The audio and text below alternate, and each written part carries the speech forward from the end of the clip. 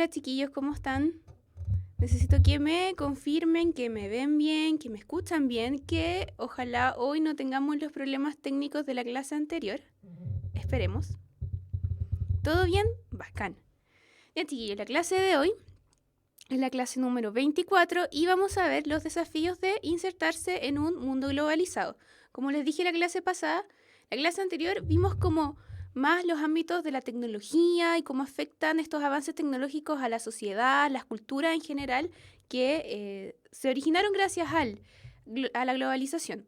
Pero el día de hoy nos vamos a ir más al ámbito económico de la globalización. Vamos primero a ver en qué consiste, cuáles han sido los cambios en la economía debido a la globalización y luego vamos a ver cómo afecta a nuestro país esta inserción a un mercado mundial. Pero como es costumbre, vamos a partir con unas preguntas muy fáciles, para que recordemos la materia de la clase pasada. Empezamos. Pregunta 1. ¿Cuáles de las siguientes afirmaciones respecto a las disparidades en el consumo en el mundo son verdaderas?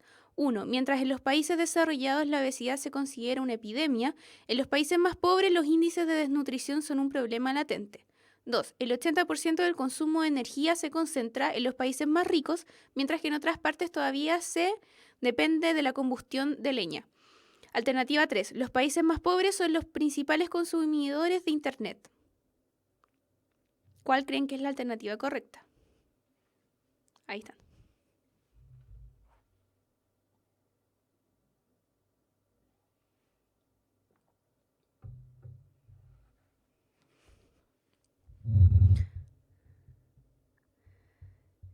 Si se les pega la imagen, de verdad, ahora no somos nosotros los culpables. Así que vean sus conexiones de internet, porque ahora sí que no tenemos problema. ¿Cuál creen que es la alternativa correcta? La D. Sí, la D es la alternativa correcta. Vamos a ver punto por punto por qué. 1 es correcta, mientras los países desarrollados... Recuerden que la pregunta está enfocada en las disparidades en el consumo en el mundo. Y como vimos en la clase anterior, mientras en unos países la obesidad es un problema, como el nuestro, por ejemplo, o Estados Unidos, en otros países la desnutrición es un problema aún muy latente, como en África. Ya, sí se está quedando pegado un poquito. Ahora lo estoy viendo. Pero no es tan terrible, no es un problema tan grave. No al menos como la clase anterior. Ya. La alternativa 2, el 80% de energía se concentra en los países más ricos, mientras que otras partes dependen de la combustión de leña, también es verdadero como lo vimos la clase anterior. Y la alternativa 3 es falsa, los países más pobres son los principales consumidores de Internet. Falso, los principales consumidores de esta red son los países más desarrollados. Entonces la alternativa correcta era la D. 2. ¿En qué se refleja la influencia de las TIC, tecnologías de la información y comunicación, en las relaciones sociales en la actualidad? 1. Una instantaneidad en las relaciones sociales. 2. El acceso y disponibilidad de información a nivel mundial. 3. El acceso al conocimiento actualizado y a nuevas tecnologías resulta fundamental al acceder a empleos. Está media rara la redacción, pero se entiende la idea. ¿Cuál creen que es la alternativa correcta? Está fácil. Están todas fáciles.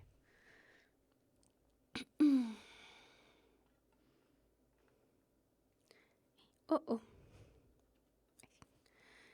La E, sí, la E, son todas verdaderas. Existe una instantaneidad en las relaciones sociales gracias a el acceso a estas nuevas tecnologías.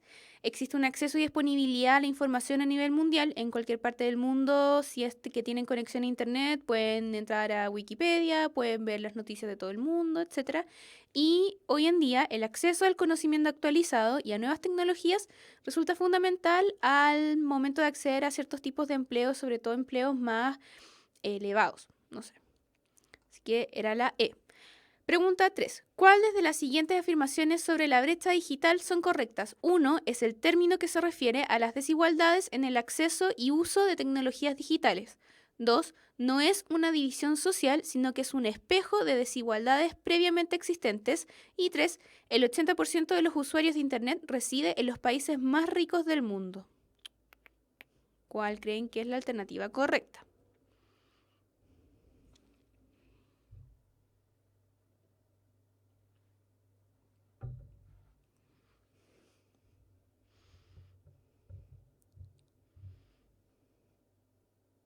La E, sí.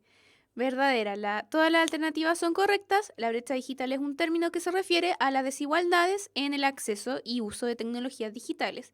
Pero esta no es una brecha social, sino que refleja diferencias en el desarrollo de los países que ya existen desde antes. Y la hemos visto varias veces a lo largo de nuestras clases y el 80% de los usuarios de Internet reside en los países más ricos del mundo. También es verdadero como lo vimos en la clase anterior. Así que la respuesta correcta era la E. 4.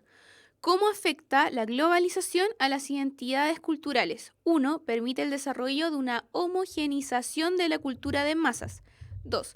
Los modelos culturales occidentales se expanden alrededor del mundo. Y 3. La diversidad de artículos occidentales y la velocidad con la que surgen imponen una necesidad de adquirirlos, incrementando así el consumo. Ahí están las alternativas.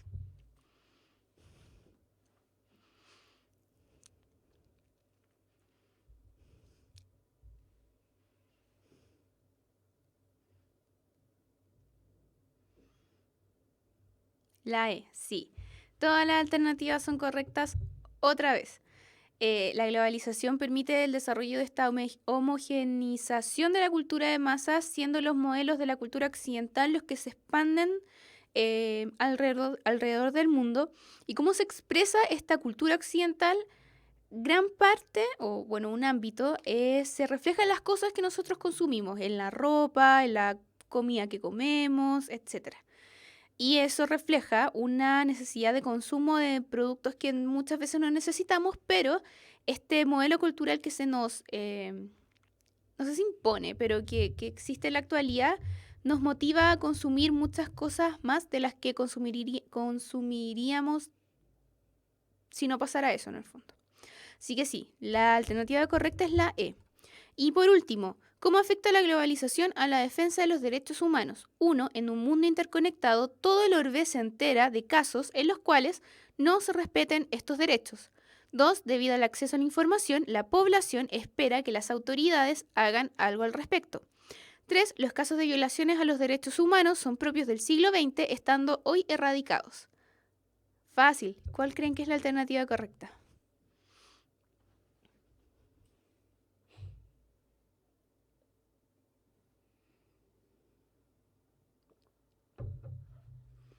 La D. Exactamente, es la alternativa correcta. Como lo podemos ver hoy en las noticias, por ejemplo, en un mundo interconectado, todo el orbe se entera de casos en los cuales no se respeten los derechos humanos de las personas. Por ejemplo, la crisis de migrantes que está pasando hoy entre Siria y Europa, nosotros nos enteramos a diario de las cosas que suceden gracias a las tecnologías de la comunicación. Por eso, debido a este acceso a la información, la población mundial, como la opinión pública en general, espera que las autoridades hagan algo al respecto. En países como Alemania o Islandia que quieren recibir a estos inmigrantes, a diferencia de otros países como Hungría, creo que no quiere recibir a estos migrantes sirios. Turquía también ha recibido hartos migrantes. Entonces, en el fondo, uno se entera de lo que sucede y pide, o sea, la opinión pública exige a las autoridades de las diferentes naciones que están involucradas en el conflicto que hagan algo al respecto.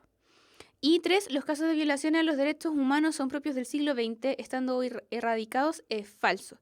Sí, en el siglo XX sucedieron grandes desastres como el Holocausto, etcétera, pero la violación a los derechos humanos no es algo propio de una época, sino que sigue existiendo el día de hoy y en el fondo sigue existiendo la voz de alerta para que no se repitan estos casos. Así es que, bien. Bueno, en la clase de hoy, como les dije, vamos a ver el arista económica de la globalización. Lo que veremos será la caracterización de la creciente internacionalización de la economía que se desarrolla gracias a las tecnologías que han nacido producto de la globalización. Veremos las políticas económicas de Chile y su inserción en la economía global. También lo hemos visto en clases pasadas cuando veíamos las distintas transformaciones geográficas. No sé si se acuerdan de esa clase, que veíamos, por ejemplo, el salitre, el cobre, y veíamos cómo afectaba la geografía de nuestro país. En ese sentido, sí, analizábamos también las políticas económicas de Chile para su inserción a la economía neoliberal Y también lo vimos en la clase en la cual vimos el régimen militar más detalladamente.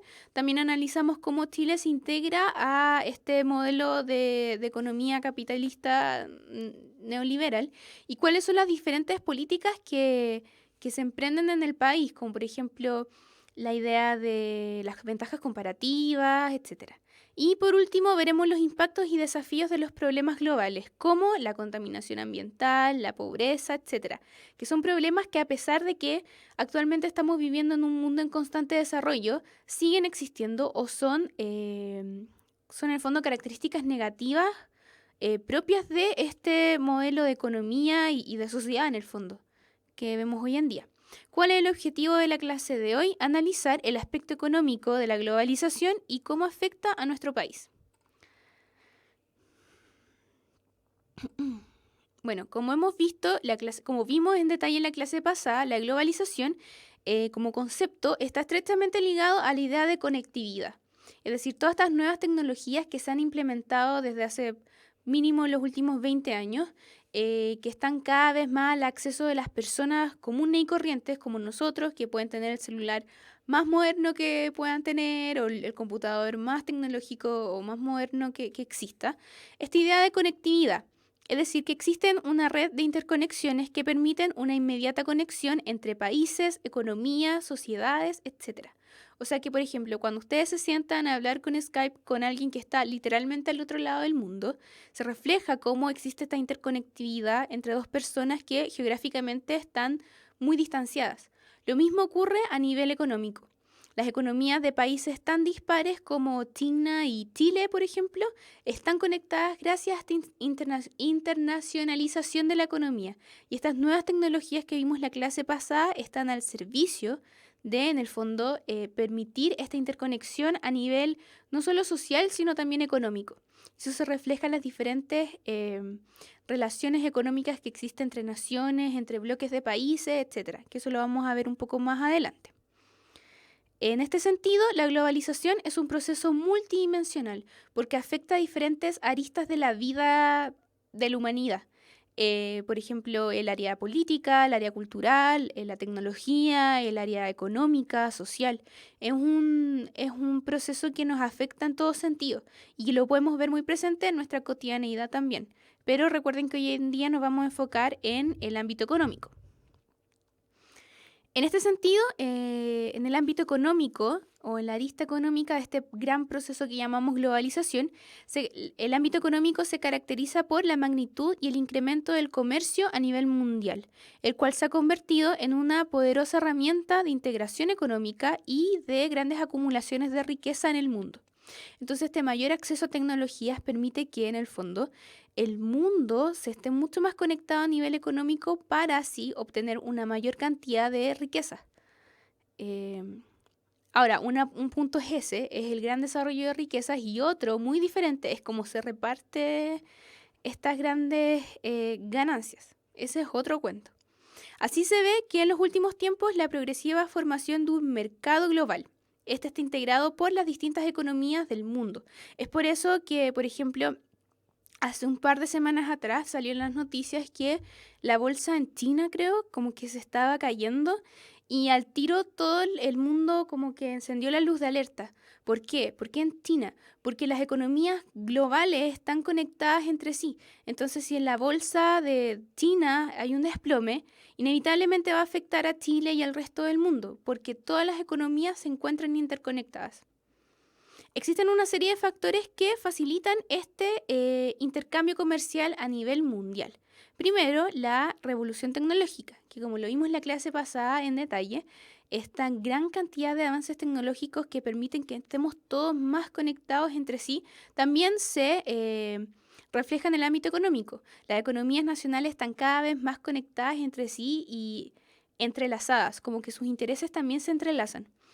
En este sentido, los avances en la tecnología que se utiliza en el transporte marítimo y también la revolución en las tecnologías de la información y las comunicaciones han permitido reducir los costos del comercio durante los últimos años.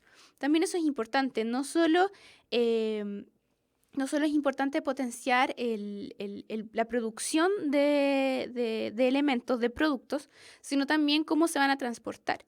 y en el hecho de que en los últimos años existe una mayor tecnología en cuanto al transporte marítimo, también facilita esta idea del comercio internacional, que el cobre que se produce en Chile llegue a China, que es como su principal mercado que compra el mineral. Por ejemplo, por decir algo, estamos al otro lado del mundo y gran parte de las mercancías que se transportan en el mundo se hace a través de la vía marítima. Por eso los puertos son tan importantes, ya lo vimos en clases anteriores. También han sufrido notables cambios los métodos de producción, que han permitido fabricar nuevos bienes y aumentar la producción mundial, todo esto gracias a las nuevas tecnologías que se implementan, y así hacen que el proceso de fabricación de productos sea más eficiente. Entonces, las tecnologías, como estamos viendo, afecta todo. Afecta al momento de producir un bien, al momento de transportar este bien de un punto al otro y al momento de que estas dos personas, la persona que ofrece el producto y la persona que lo demanda, estén interconectados entre sí. Entonces, el avance en las tecnologías afectan todas las aristas de la economía y potencia esta idea de la internacionalización de la economía, que existe un mercado mundial. Otro elemento que facilita el intercambio comercial es la liberación del comercio. ¿Por qué? Porque en los últimos años, ¿o qué es esto? ¿Qué es la liberación del comercio? Y esto es que en los últimos años los gobiernos de gran parte del mundo han abierto cada vez más sus economías al comercio internacional. ¿Se acuerdan cuando vimos la crisis del 29? La reacción post-crisis del 29 fue que cada economía se protegió a sí misma y trató de evitar lo más que se pudiera el intercambio comercial con otros países, subiendo los aranceles, por ejemplo, subiendo los impuestos a las transacciones internacionales. Hoy en día sucede todo lo contrario. La gracia de una economía nacional, o sea, el camino para que una economía se desarrolle a los niveles internacionales es que esté conectada con el mercado mundial. Esta idea como esta autarquía propia de la época post-crisis del 29, la idea del modelo EASY, en el fondo que las industrias nacionales creen los productos que van a consumir solamente y que se cierren al comercio internacional, hoy en día está como olvidada. Y el sinónimo de desarrollo es todo lo contrario, un mercado nacional abierto a los intercambios comerciales con el resto del mundo. ¿Cómo se reflejan este interés de las economías nacionales de estar en conexión con las economías del resto de los países del mundo a través de los tratados de libre comercio, que son acuerdos multilaterales de integración y cooperación regional, aunque casi siempre los acuerdos de los tratados de libre comercio se firman entre dos naciones, y así se ha logrado avanzar en un mundo en el que las barreras y medidas proteccionistas son cada vez menos frecuentes? ¿Cómo beneficia esto a las personas? En que aumenta la posibilidad de elección de los consumidores. Por ejemplo, hoy día, al momento en que nosotros entramos a una tienda, no sé, a comprar ropa, tenemos muchas opciones de ropa que viene de China, de Bangladesh, de, no sé, el país que se les ocurra. Eso no sucedería si el país estuviera más cerrado a los intercambios comerciales. Como por ejemplo, si toda la ropa que se comprara en Chile fuera hecha en Chile, habría una mucho menor variedad de productos. Y eso no sucede hoy en día. Como por ejemplo, no sé si me entienden. Espero que sí. Recuerden que cualquier duda al chat. Bueno, gracias a estas variables, la revolución tecnológica y la liberación del comercio, se ha logrado construir un comercio internacional mucho más intensivo y masivo. Lo vamos a ver más en detalle más adelante, pero si lo piensan, toda la ropa que tienen puesta está hecha en China, en la India, no sé. Y eso es reflejo de esta internacionalización de los mercados. De esta forma, nuestra experiencia cotidiana se ve marcada por la difusión de todo tipo de bienes e ideas, las cuales se han globalizado alrededor del mundo. El celular que tienen no está hecho en Chile, el computador por el que ven esta clase tampoco, etc.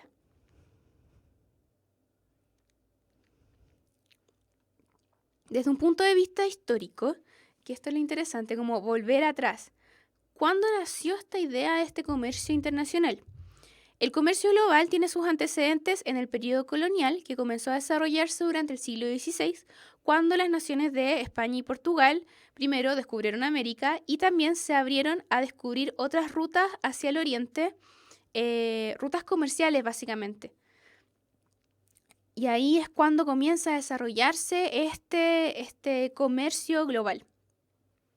Más adelante, tras la Revolución Industrial, siglo XIX, se comenzó a favorecer el crecimiento y expansión de la producción europea, así como la introducción del modelo capitalista a los sistemas productivos.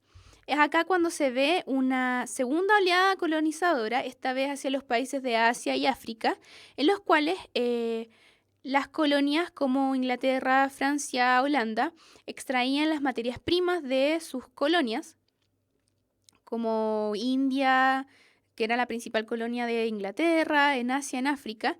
Entonces las metrópolis extraían de sus colonias las materias primas, las llevaban a sus países y utilizando estas materias primas, en el fondo, estos países sustentaron su proceso industrializador. Y es ahí cuando ellos manufacturan productos gracias a la materia prima que extraen de sus colonias.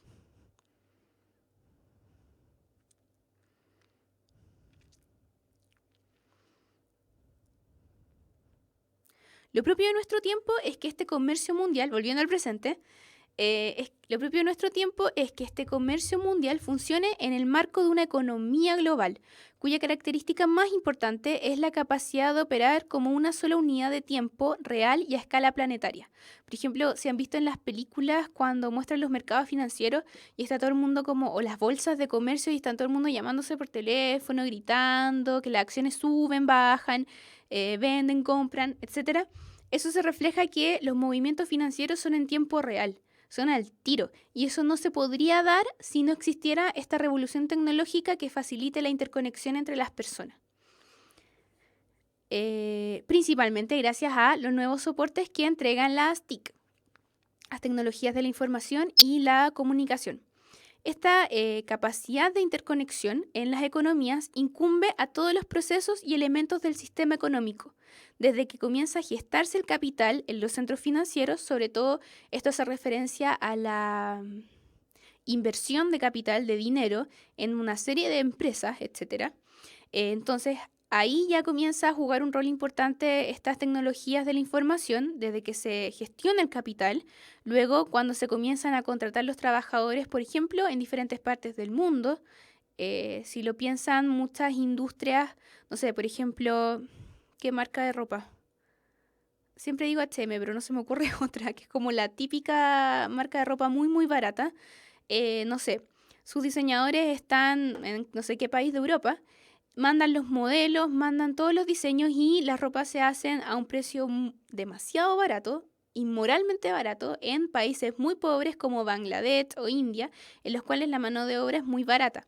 Entonces ahí se ve esta interconexión gracias a las tecnologías de la información, un producto que se piensa en algún país de Europa pero que se manufactura al otro lado del mundo, etcétera. Entonces ahí se ve cómo en cada arista del proceso económico juegan un rol fundamental las nuevas tecnologías de la información.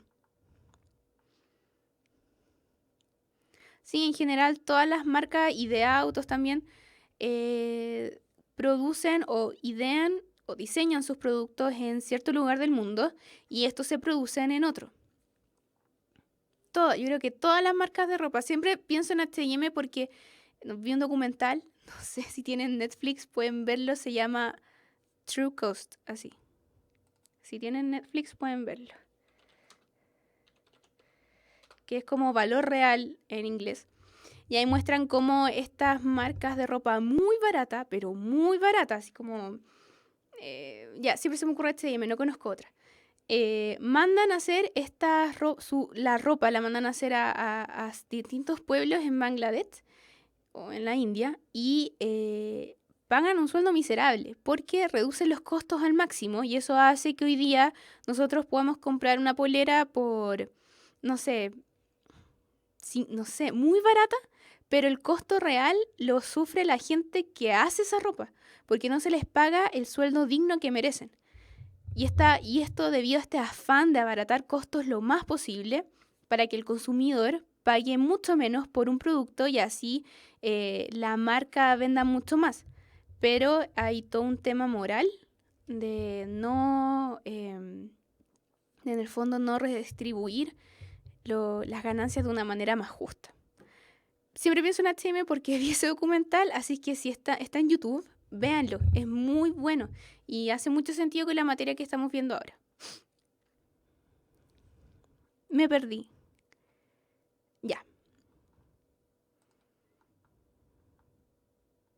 Este crecimiento experimentado por el comercio mundial ha sido fundamental para la globalización de las distintas economías nacionales. Es decir, que el sinónimo de un país desarrollado hoy en día es un país que esté abierto al comercio mundial, que pueda ¿cuál es la palabra? Que pueda transar sus productos a todo el mundo. Lo importante es que estas economías nacionales comienzan a estar cada vez más interrelacionadas entre sí y así es como se constituye este mercado mundial. Como yo les decía, el cobre, el principal comprador de cobre chileno es China. No sé, si empezamos a ver todas las exportaciones que hace Chile de celulosa, de productos agropecuarios, ahí en el fondo nos daríamos cuenta que son muchos los países que consumen nuestros productos y eso refleja esta economía interrelacionada con el resto de las economías del mundo. Por eso, por ejemplo, es tan importante para Chile lo que pase con la producción en China, si son los chinos los que nos cobran, los que nos compran el cobre, o por ejemplo el valor del dólar. Cuando hace unas semanas atrás subió mucho el valor del dólar, todo el mundo estaba histérico y es claro, básicamente porque el dólar es la moneda de Estados Unidos, pero la economía de Estados Unidos tiene una importancia tal que determina el estado del resto de las economías del mundo. Sin embargo, nosotros estamos hablando de estas economías mundiales y pensamos en países muy desarrollados como Estados Unidos, Europa, Europa Occidental, Japón, pero existen un gran número de países pobres, en su mayoría situados en África y Medio Oriente, que permanecen al margen de estos flujos de comercio internacional. En este sentido, vemos que a pesar de este aumento del comercio mundial, la riqueza sigue estando concentrada en aquellos países que se dedican a la exportación de tecnología, de maquinaria, de productos elaborados. Es decir, que esta riqueza a nivel mundial se concentra en los países económicamente más desarrollados, no en los países solo productores de materias primas, sino también en aquellos países que innovan en ámbitos de la tecnología, la maquinaria y los productos elaborados, es decir, en la industria. Es ahí donde se encuentran o se focalizan las riquezas que se obtienen gracias a este mercado mundial, no en los países exportadores de materias primas. Adivinen qué país entra al interior de este grupo. Sí, el nuestro. En este sentido, hay dos casos paradigmáticos en el mundo que son China e India. Estos dos países crecen mucho más, económicamente crecen mucho más que el resto de los países desarrollados. Incluso pueden llegar a convertirse en las dos potencias más importantes a mediados de nuestro siglo. ¿Por qué? Porque si uno siempre piensa en India y en China como países con mucha población, pobres quizás, porque los incentivos fiscales que ofrecen estos países, es decir, que no cobran tantos impuestos a las empresas que llegan a instalarse a estos países, la mano de obra es muy barata y la permisiva legislación medioambiental facilitan la instalación de empresas extranjeras, convirtiéndolas en las regiones de mayor actividad industrial en el mundo.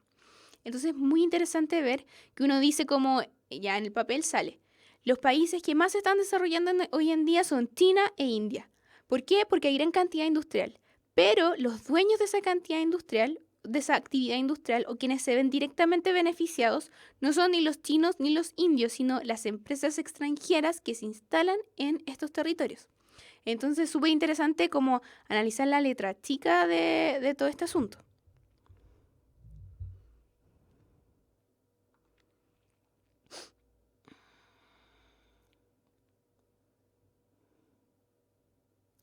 Se puede hablar de una veo en el chat. ¿Se puede hablar de una moneda única a nivel internacional? Francamente, yo creo que no. Porque, por ejemplo, vean lo que pasa con el euro. El euro es una moneda única para todos los países que se afiliaron a la Unión Europea. Pero ¿qué pasó? En Grecia, por ejemplo. La economía de Grecia tiene un ritmo diferente a la economía de Alemania, o a la economía de Francia, o a la economía de Italia o de Irlanda. Entonces, ¿qué pasa? ahí se refleja cómo una misma moneda no es garante de que un país sea desarrollado o que esté al mismo nivel que los demás. Porque, por ejemplo, Grecia también forma parte de la Unión Europea y también usa el euro, pero la economía griega funciona a un ritmo muy diferente que el resto de las economías que forman la zona euro. Entonces, dejar una única moneda a nivel internacional no creo que sea la solución. Sí, hay monedas que se destacan mucho más a nivel internacional al momento de hacer diferentes transacciones comerciales, como por ejemplo el dólar americano o la libra inglesa. Son monedas que al momento de hacer negocios de manera internacional, esa es la moneda que se usa en el fondo. Casi siempre es el dólar. Pero que todos los países del mundo tengan la misma moneda, yo en lo personal no creo que sea la mejor solución. No sé qué creen ustedes, pero por ejemplo lo que pasa en Europa es un gran... el fondo es un caso paradigmático que muestra que no toda la eurozona, tiene el mismo nivel económico a pesar de que todos usan el euro. Espero haya solucionado las dudas. Es un tema complicado. Bueno, entre los principales mecanismos que se utilizan hoy en día para que las economías del mundo se posicionen en este comercio global son, por una parte, la firma de tratados comerciales entre distintos estados nacionales con el fin de acceder a nuevos mercados y a nuevas fuentes de inversión. Cuando una economía se abre al mundo, significa también que el mundo o el resto de los países del mundo pueden interferir en esta economía, sobre todo gracias a las inversiones.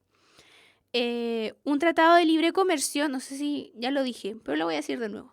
Un tratado de libre comercio es un acuerdo entre dos o más países cuyo objetivo es liberalizar los productos y servicios que se comercian entre las partes contratantes.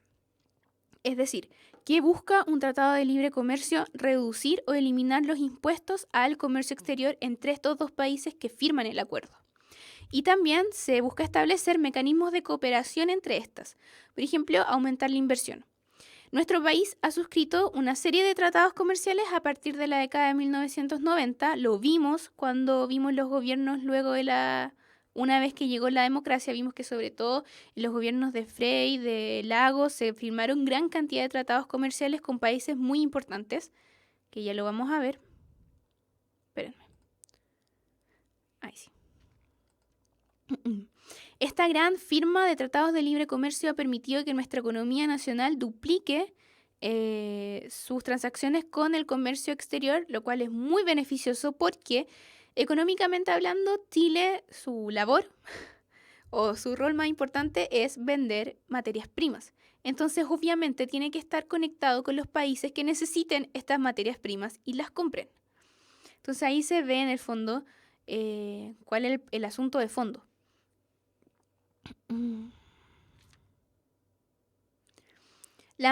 Con el correr del tiempo, la ampliación de estos tratados comerciales ha derivado en la configuración de diversas zonas de libre comercio y uniones aduaneras, originando bloques económicos que facilitan la integración global y regional entre los países que componen estos bloques. Ejemplo es la Unión Europea, la cual tiene un mercado unificado que posee una moneda común, el euro, fronteras abiertas al tránsito de todo tipo de mercancías y libre circulación aduanera entre los países que conforman la Unión Europea, no con el resto del mundo.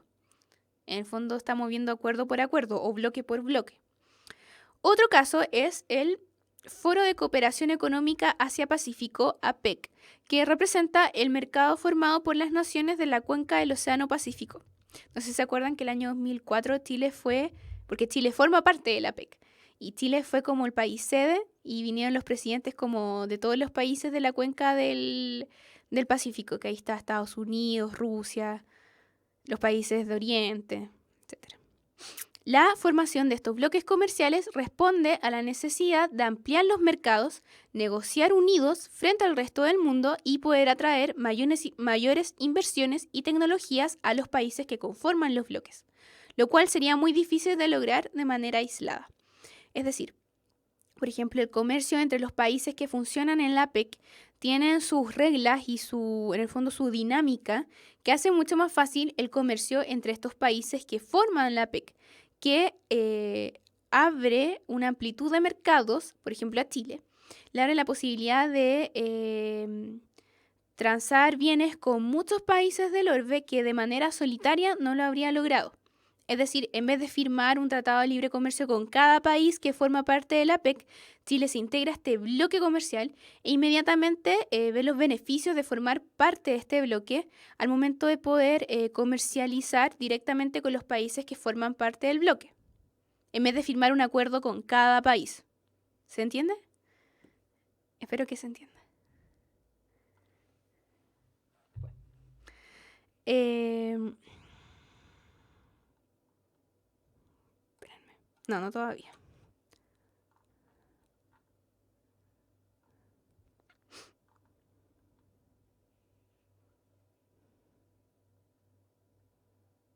Ya.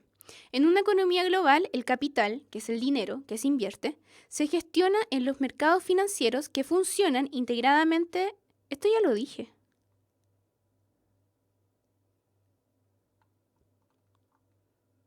No lo dije. Ya, de nuevo. En una economía global, el capital, que es el dinero que se invierte en los diferentes países, los diferentes mercados, el capital se gestiona en los mercados financieros que funcionan integradamente a tiempo real, como yo les decía en las películas, cuando se llaman por teléfono, vender esto, comprar esto otro, el alza, la baja de la bolsa de Nueva York, lo que sea. Estos mercados financieros funcionan integradamente en tiempo real, es decir, la bolsa de Londres está conectada con la bolsa de Nueva York, con la bolsa de China, etc. Y esto debido básicamente gracias a la instantaneidad en las comunicaciones y al incremento en las libertades comerciales de cada país. Volvemos a la idea, cada país se abre al comercio exterior y no se cierra en esta producción autárquica de produzco solo lo que consumo, no. Estamos integrados en el comercio a nivel global.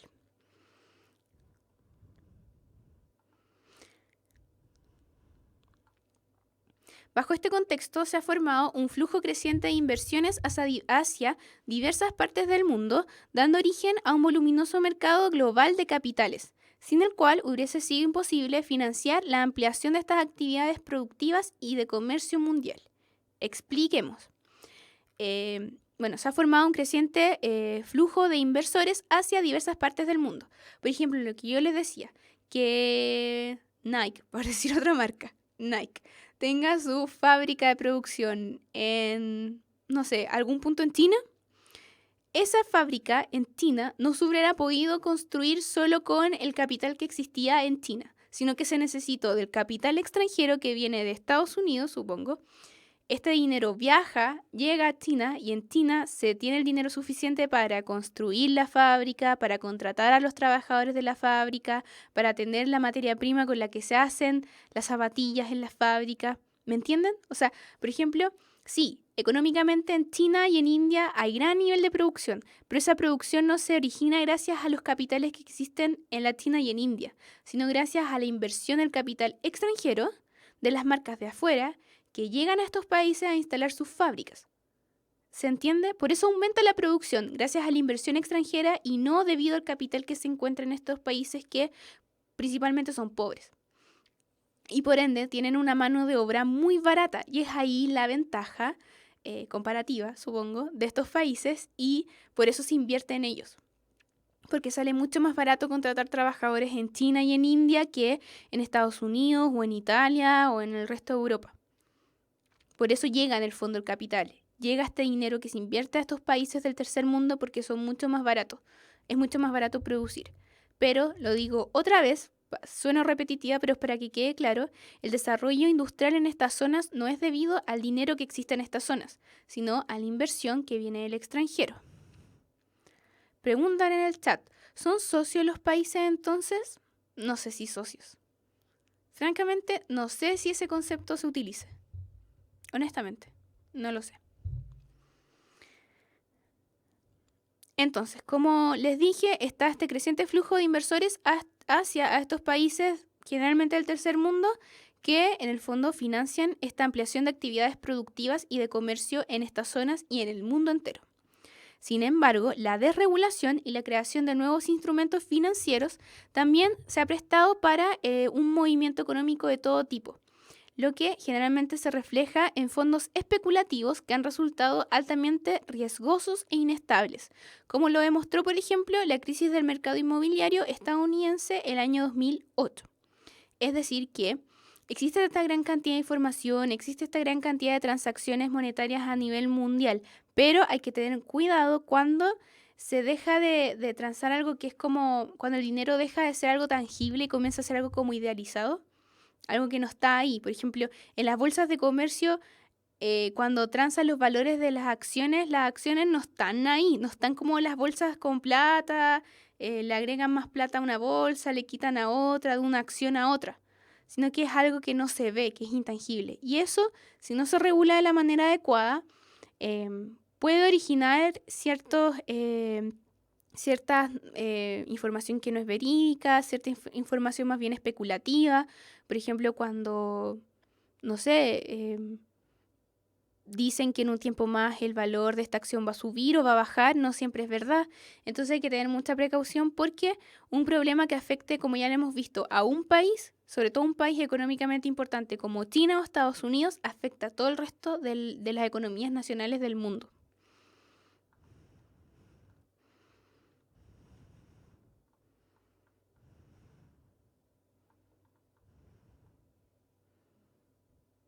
Sí, especulación se llama el fenómeno. Preguntan, ¿pero no hay ningún país que trabaje independientemente? Sí, yo creo que cada país sí tiene su propia industria, pero en menor medida. Por ejemplo, en Chile sí existen, qué sé yo, fábricas independientes de zapatos, de ropa, sí existe, pero conviven con fábricas que funcionan gracias a la inversión extranjera. No es algo absoluto. No es que en un país todas las fábricas sean producto de la inversión extranjera. También pueden existir fábricas locales que conviven con estas fábricas producto de la inversión de afuera. No es algo absoluto.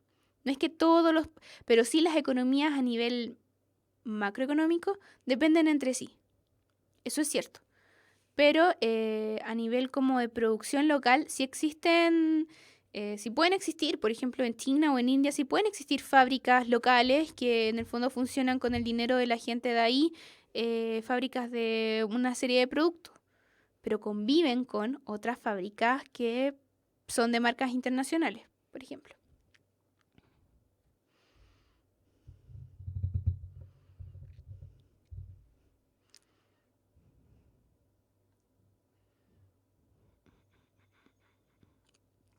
Bueno, como hemos visto, la expansión del comercio y del mercado financiero ha hecho posible un aumento en la inversión extranjera y este potencial que existe de generar una mayor cantidad de empleos en el mundo, como lo hemos visto en el mismo ejemplo que usamos en China, en India. Toda esta gente tiene trabajo gracias a la inversión extranjera. En el documental que les dije lo muestra muy bien. Es así como se incrementa la productividad en estos países, se transfieren conocimientos especializados y tecnología. Es así, yo no sé si esto es verdad, pero lo escuché, alguien me dijo. Que por ejemplo, en China, si sale, no sé, por ejemplo, si sale un iPhone, el iPhone, no sé en qué número irán, iPhone, no sé, 10. En China, como al mes siguiente, hay una imitación que es igual. ¿Por qué? Porque como lo mandan a hacer en China, la gente ya aprende cómo se hace el iPhone original y después hacen como la copia. ¿Se entiende? Como en ese sentido se refiere a este transferir conocimientos tecnológicos. Porque como mandan a hacer todo allá, la gente allá también aprende cómo hacer los diferentes artefactos electrónicos y después crean sus copias.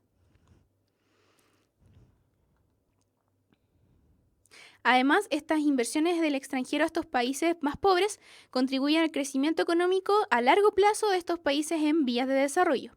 En la actualidad, como ya lo hemos visto, existen empresas multinacionales que se establecen en países de gran parte del mundo. Estas empresas tienen sus sedes en sus países de origen. Por ejemplo, Nike, no se me ocurren más marcas, pero las marcas que conocen tienen su sede en los países que nacieron, no sé, Estados Unidos, Europa, pero las fábricas se encuentran diseminadas por el mundo en estos países donde la mano de obra es mucho más barata. En este sentido, estas empresas han optado por trasladar parte de sus procesos productivos a países en los cuales resulta más barato desarrollar estas faenas o bien donde la legislación laboral permita jornadas de trabajo más largas, en el fondo donde la mano de obra sea más barata. A este fenómeno se le conoce como deslocalización industrial. Otra alternativa para descentralizar en los procesos productivos, es decir, que se desarrollen en otros puntos diferentes a las sedes de las empresas. Otra alternativa para descentralizar este proceso productivo son las contrataciones de empresas externas para realizar ciertas tareas en lo que se llama la externalización de servicios. Esto se observa cuando algunas piezas de algún producto son encargadas a otros fabricantes con el fin de reducir costos en la producción de la fábrica matriz. Por ejemplo, un ejemplo. Por ejemplo, un celular está hecho en Japón, pero ciertas partes del celular quizás no estén hechas en Japón, estén hechas en China. Pero después llegan a Japón porque son más baratas de producir en China.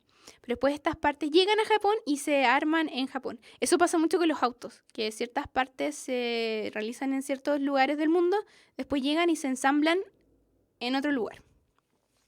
En este sentido, la necesidad de aumentar los rendimientos y la productividad de las empresas ha suscitado fuertes cambios en el mercado laboral, existiendo una mayor flexibilidad laboral y rotación laboral de la que existía antes. Y por eso existe mucha gente que puede trabajar por temporadas o jornadas parciales, porque existe una mayor flexibilidad laboral. ¿Alguien tiene alguna duda para que nos vayamos al recreo? A ver, pregunta en el chat. ¿China es capitalista o comunista? Ambas. China es una mezcla muy extraña y única en el mundo de capitalismo económico con un modelo político que es más bien cercano al comunismo. Es un híbrido, yo encuentro. Porque económicamente hablando, China sí es capitalista. Pero políticamente hablando, no.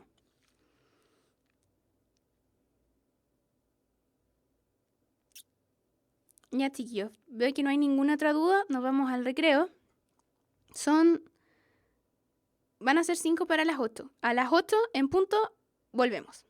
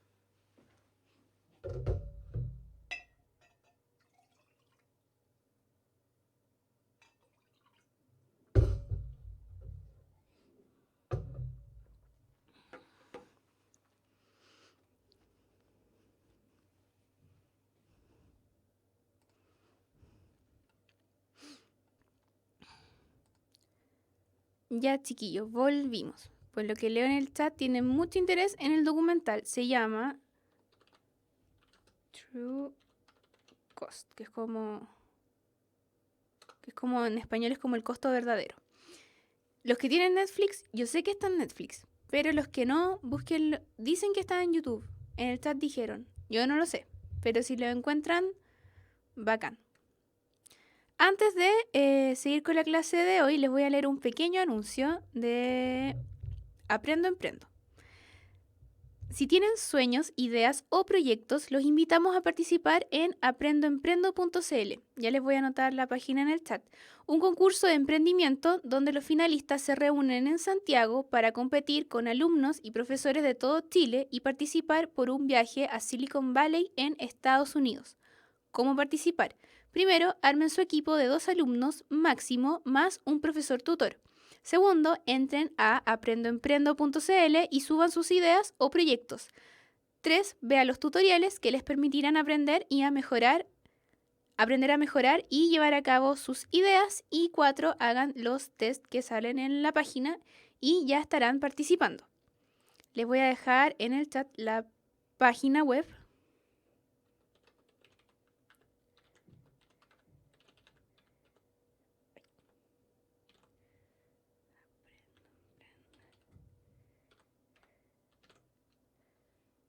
Ahí está la página de aprendoemprendo.cl para que participen y se ganen un viaje a Estados Unidos. ¡Qué envidia!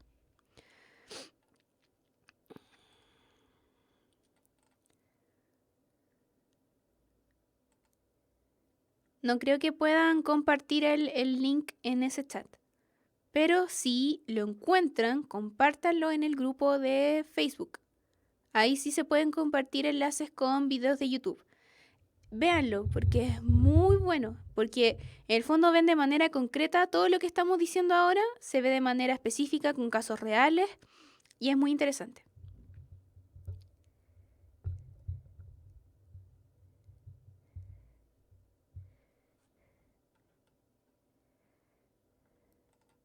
Eso, pónganlo como puse el link de Aprendo Emprendo sin las www. Buena idea. Ya, chiquillos, vamos a continuar con la clase de hoy viendo todo lo que vimos el primer bloque, pero localizado en Chile. Históricamente, nuestro país ha sustentado su vida económica en, adivinen qué, la explotación de recursos naturales, siendo los minerales los productos que han desempeñado un rol fundamental en la economía de nuestro país. Antes fue el salitre, hoy es el cobre y sigue siendo el cobre, hace muchas décadas que es el cobre y seguimos dependiendo en gran parte económicamente de la exportación de este mineral. El litio dicen que va a ser como el mineral del futuro, si es que no se lo licita una empresa privada. Ojalá gane la licitación. No sé cómo estará el estado de las licitaciones de las minas de litio, pero ojalá que sea algo que beneficie a todas las personas y que sea una empresa estatal. Sin embargo, en las últimas décadas, sobre todo tras el golpe militar de 1973, cuando económicamente Chile adopta el modelo neoliberal que comienza a nacer en el resto del mundo, Chile ha visto diversificar los productos que exporta al extranjero, incluyendo así producción agrícola, silvícola y pesquera. Tras la adopción de este modelo neoliberal, las exportaciones se transformaron en la base del crecimiento económico de nuestro país. ¿Por qué? ¿Por qué las exportaciones de materias primas son la base de nuestra economía? Porque una de las características del modelo neoliberal es la apertura al exterior y con productos que obviamente representen una ventaja comparativa para nuestro país. ¿Cuáles son las ventajas comparativas de nuestro país? ¿Cuáles son los productos que es más barato producir? Materias primas. En el fondo, más que producir, extraer.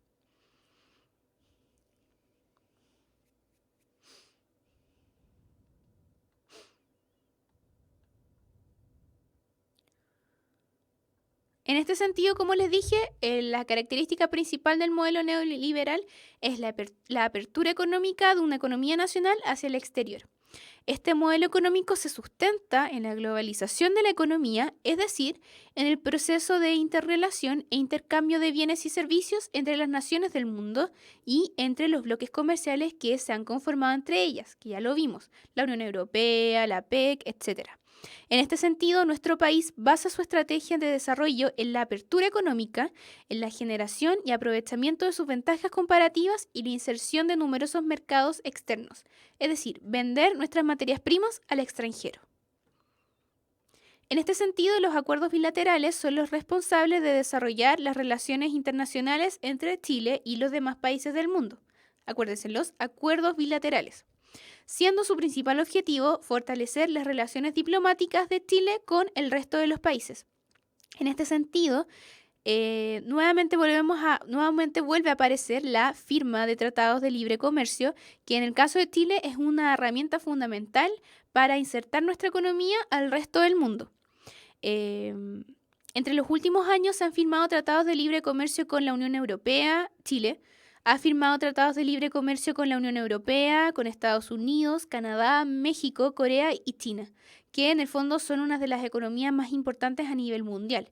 Entonces, así en el fondo, si tenemos un acuerdo con las economías más importantes, eso hace que sea mucho más fácil para Chile exportar nuestros productos, nuestras materias primas, porque las barreras arancelarias son mucho más bajas y a la vez es más fácil para nosotros importar los productos manufacturados desde estos países.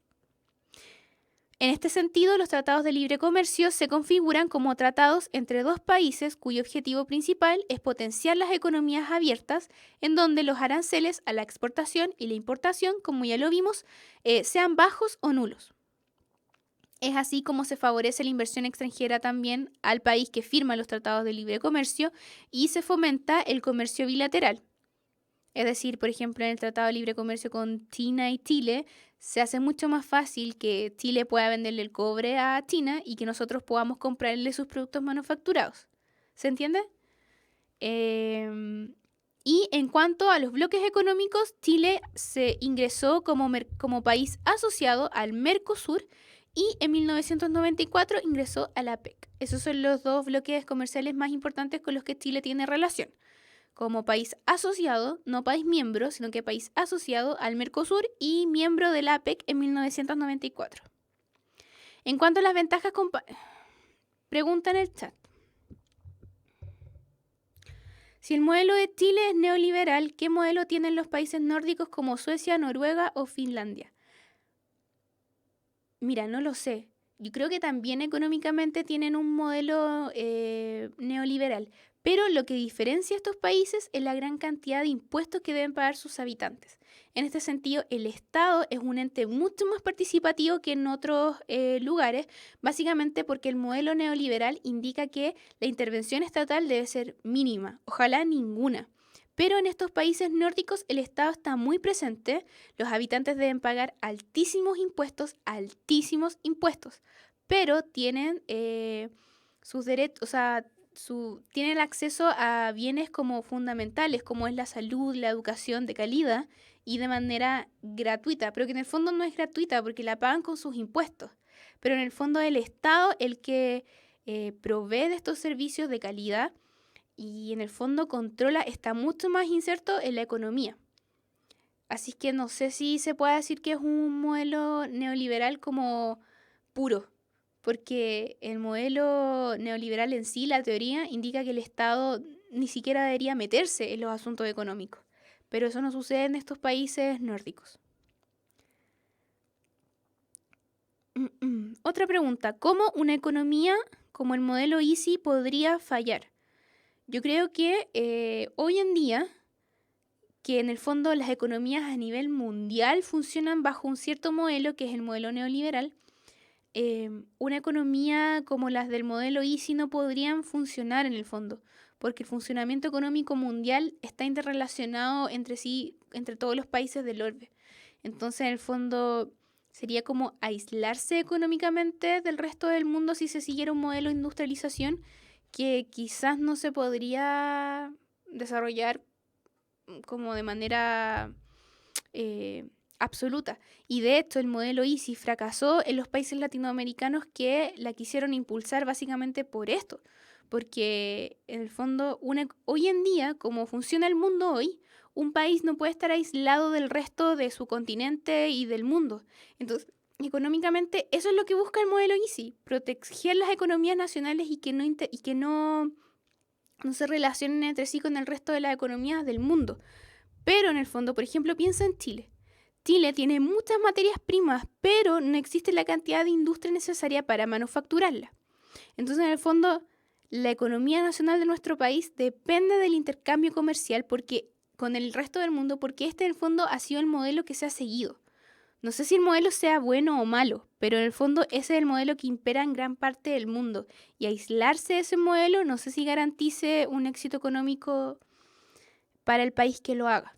Y de hecho, los países más pobres en la actualidad son los que tienen más dificultad para integrarse a este mercado global, que les falta una serie de inversión extranjera o no, y de tener un mayor acceso a estas nuevas tecnologías de la información. Entonces los países más pobres son los que se encuentran más aislados de esta economía global.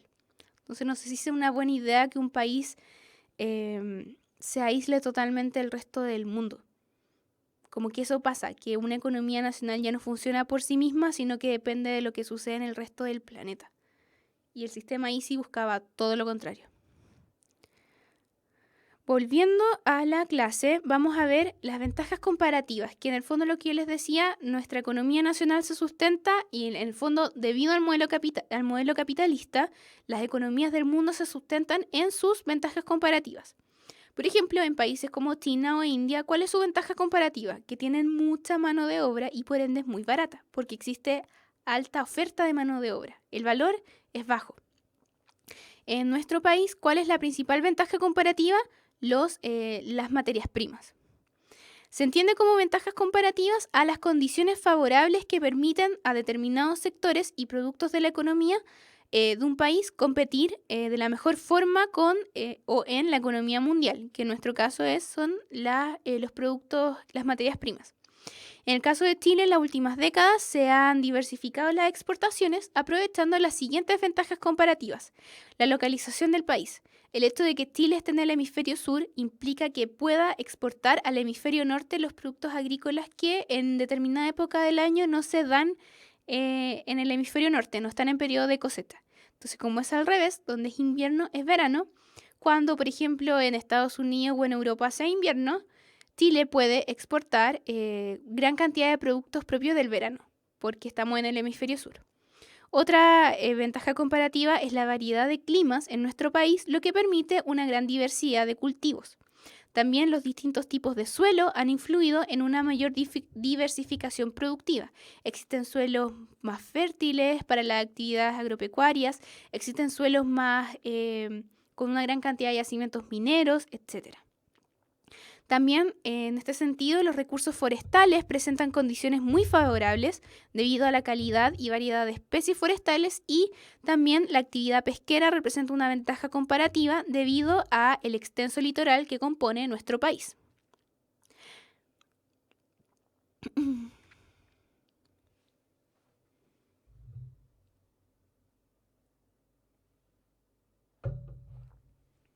En este sentido, la adopción de este nuevo modelo neoliberal y la apertura comercial de la economía chilena al resto del mundo han llevado a potenciar la explotación de bienes cuya producción representa una ventaja comparativa. Hoy en día, ¿cuáles son los principales bienes que se exportan? El cobre, cuyo principal mercado es China. Luego destaca la celulosa. En menor grado se encuentran los bienes de consumo como pescado, sobre todo el salmón, y la industria vinícola y el sector frutícola. Esos son los principales productos que se exportan al extranjero, todos materias primas. En cuanto a las importaciones que realiza el país, estas se componen principalmente de bienes intermedios, mayoritariamente combustibles, bienes de capital, como equipos y maquinaria industrial, y bienes de consumo, como electrodomésticos, ropa, etc.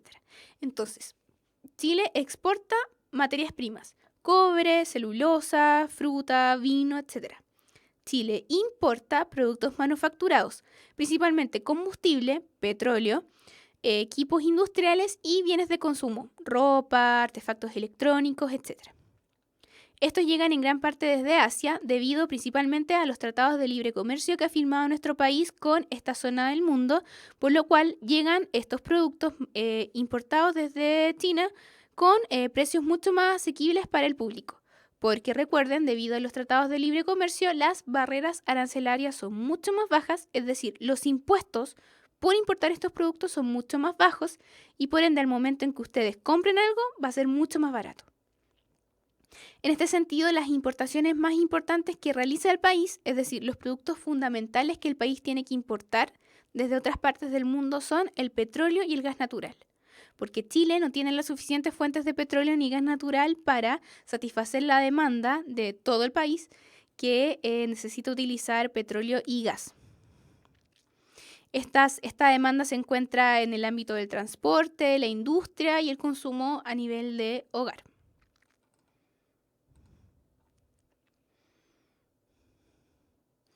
Yo también me empecé a sentir culpable por la ropa que usaba después de ver el documental. Me empecé a sentir muy mal. O sea, es un documental súper triste, pero hay veces que uno tiene que enfrentarse con la realidad y estas son cosas que sí pasan en el mundo y quizás es necesario de repente verlas.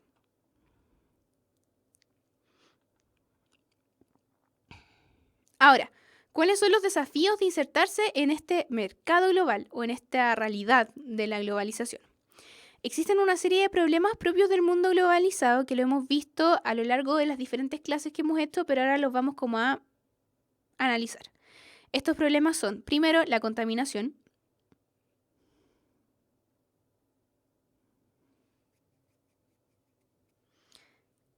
Me perdí leyendo el chat. Ya, entonces, estos problemas propios del mundo globalizado, la contaminación y el calentamiento global. Gran parte de los procesos productivos propios de nuestra economía traen consigo una serie de consecuencias negativas para el medio ambiente.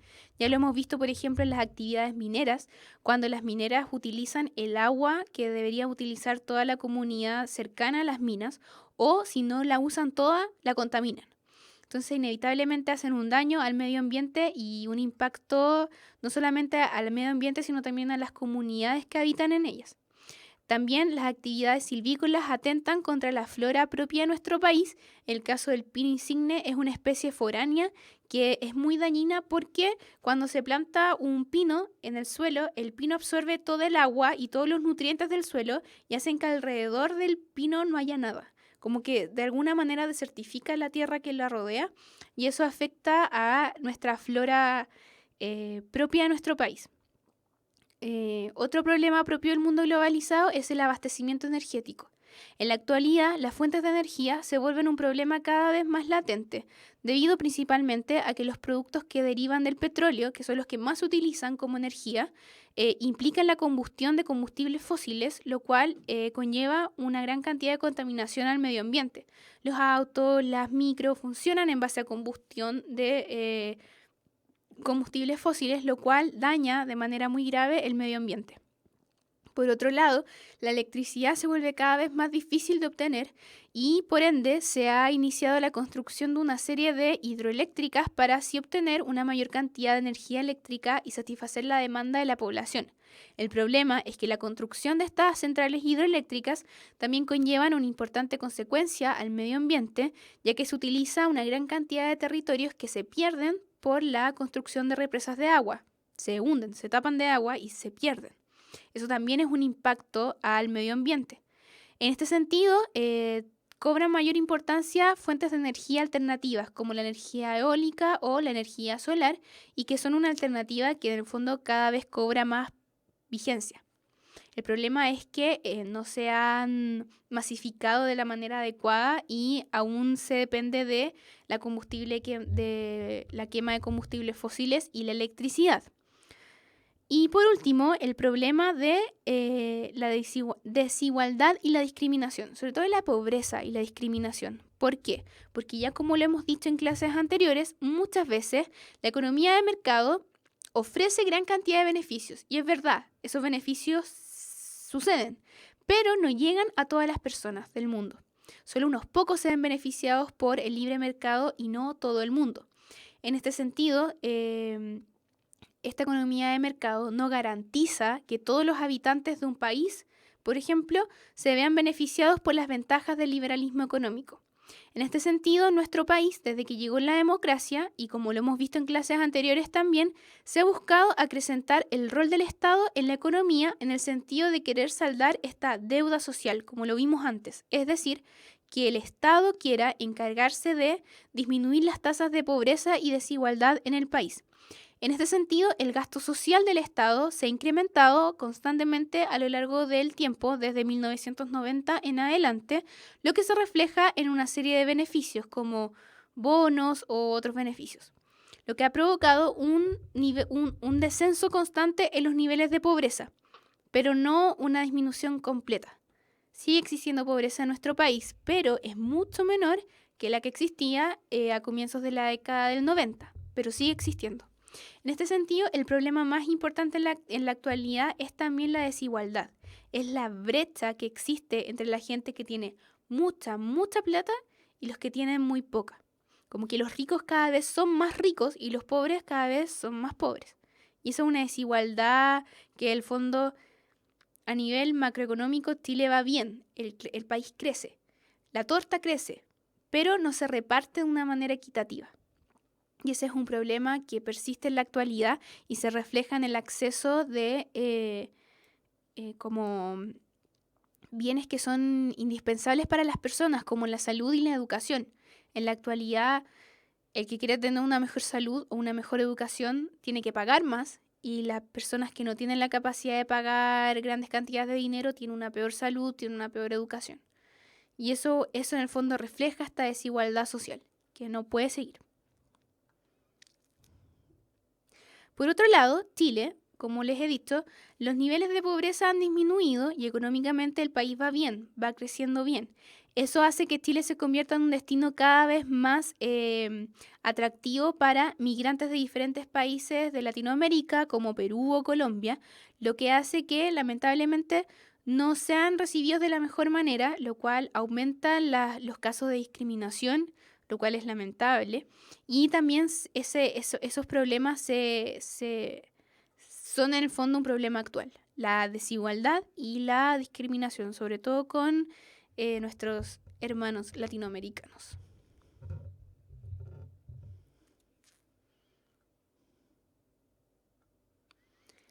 Ya, chiquillos, esa fue la clase de hoy. ¿Queda alguna duda? En la próxima clase vamos a ver los desafíos de las regiones de Chile. Vamos a ver la especialización económica de cada región de nuestro país y la importancia de la planificación territorial para el desarrollo de las regiones. Ya, chiquillos, ¿alguien tiene alguna duda? Hablen ahora o callen para siempre. ¿El nombre del documental lo tienen claro? Sí. Así que si alguien lo encuentra en YouTube, que lo suba al grupo de Facebook. Ya, chiquillos, nos vemos el próximo lunes. Que tengan un maravilloso 18. Pásenlo bien. Y los espero el lunes con la próxima clase. Chao, chiquillos.